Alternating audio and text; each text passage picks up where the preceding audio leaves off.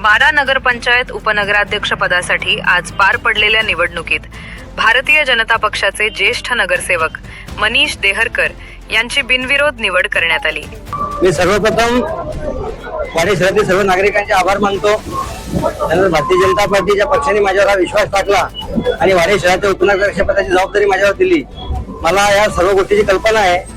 वाडी शहर हे भविष्यामध्ये झपाट्याने विकासात होणारे शहर आहे आणि त्यामुळेच येणाऱ्या नागरिक समस्या वाडी शहरासाठी पुढील भविष्य काळातील ज्या योजना आहेत त्या सगळ्यांसाठी पुढची 5 वर्ष महानगराला मिळणार नाही एवढ्या मोठ्या प्रमाणात काम करावं लागेल। आणि ज्या पद्धतीने भारतीय जनता पार्टीला जनादेश दिला या वाडी शहरातील नागरिकांनी त्यांच्या अपेक्षांना पूर्ण करण्यासाठी आम्हाला तेवढे कष्ट घेणं ही गरज आहे। आणि मला विश्वास आहे आमच्या माननीय नगराध्यक्षा रीमाताई असतील, आमचे सर्व सहकारी पण नगरपंचायतीमधले पण इतर सर्व पक्षांचे सहकारी आम्ही सर्वांना एकत्र घेऊन या विकासाच्या राजकारणामध्ये कुठलं वेगळं राजकारण न करता या नगरपंचायतीच्या पातळीपर्यंत आमचे राजकीय पक्ष बाजूला ठेवून या वाडी शहराला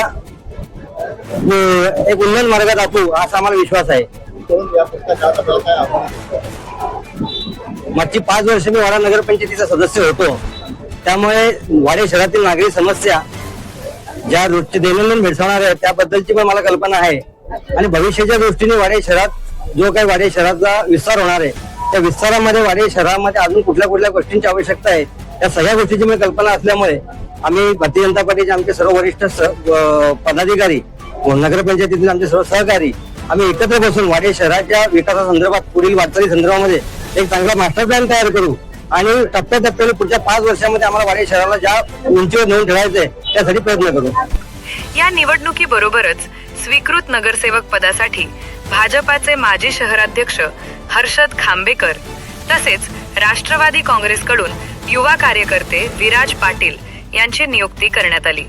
सर्वप्रथम या ठिकाणी मी भारतीय जनता पार्टीने म्हणजे पक्षाने आमच्या आणि पक्षाचे आमचे सर्व ज्येष्ठ आमचे मार्गदर्शक असतील, बाबजी काटोळे सर असतील, पालघर जिल्ह्याचे लोकप्रिय खासदार मान्य श्री हेमंतजी सौरा साहेब असतील, त्यानंतर या ठिकाणी ज्यांच्या मार्गदर्शनाखाली ही निवडणूक लढली गेली ते संदीपजी पवार असतील, आमच्या नगराध्यक्षा मॅडम रीमाताई गंधे असतील, त्यानंतर आता नवनिर्वाचित आमचे उपनगराध्यक्ष झालेले मनीषजी देहरकर साहेब हे असतील आणि तमाम वाडा शहरातील ज्या कार्यकर्त्यांच्या जोरावरती हे अद्भुतपूर्व यश भारतीय जनता पार्टीने संपादित केलेलं आहे। या सर्वांच्या इच्छेनुसार ही जी जबाबदारी पक्षाने माझ्याकडे दिलेली आहे याबद्दल मी सर्वप्रथम या सर्वांचे आभार मानतो। आभार मानण्यापेक्षा यांना सर्वांना धन्यवाद देतो आणि पक्षाने दिलेली जी जबाबदारी म्हणून याकडे मी सर्वप्रथम पाहतोय, कारण ही जबाबदारी असल्यामुळे की त्याची जाणीव मला या जबाबदारीची पूर्णपणे या माझ्या पूर्ण कार्यकाळामध्ये असणार आहे। आणि या कार्यकाळामध्ये वाडा शहरातील लोकांच्या जनतेच्या सर्वसामान्य ज्यांनी मतदान केलेलं अशा सर्व मतदारांच्या आणि जनतेचे जे प्रश्न असतील हे प्रामाणिकपणे सोडवण्याचा प्रयत्न हा माझा राहील आणि यातून सबका साथ सबका विकास या भावनेतून पूर्ण काम केलं जाईल, सर्वांना एकत्रितपणे घेऊन या ठिकाणी हे मी सर्वांसमोर नमूद करतो।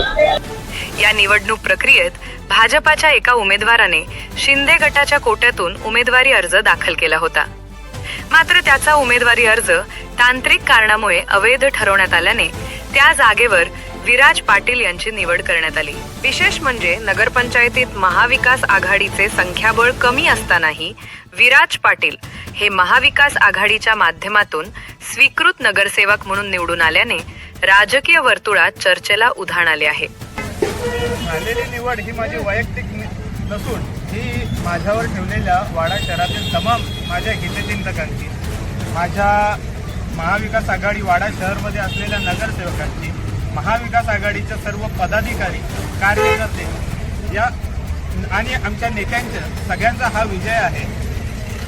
तरी पण या निवडीबद्दल झाल्याबद्दल खूप खूप धन्यवाद। निवडीनंतर नवनिर्वाचित उपनगराध्यक्ष मनीष देहरकर यांनी आपली भूमिका स्पष्ट करताना सांगितले की वाडा शहराचा सर्वांगीण विकास, पाणी पुरवठा, स्वच्छता, रस्ते, शिक्षण व आरोग्य सुविधा यावर विशेष भर देत नागरिकांच्या समस्या सोडवण्यासाठी नगरपंचायतीच्या माध्यमातून ठोस प्रयत्न करण्यात येतील।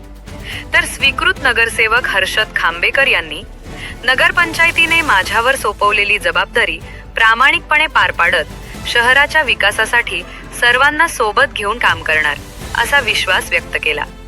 या निवडीनंतर वाडा नगरपंचायतीतील राजकीय समीकरणांमध्ये बदल होत असल्याचे चित्र असून येत्या काळात शहराच्या विकासाबाबत कोणती दिशा ठरते याकडे नागरिकांचे लक्ष लागले आहे.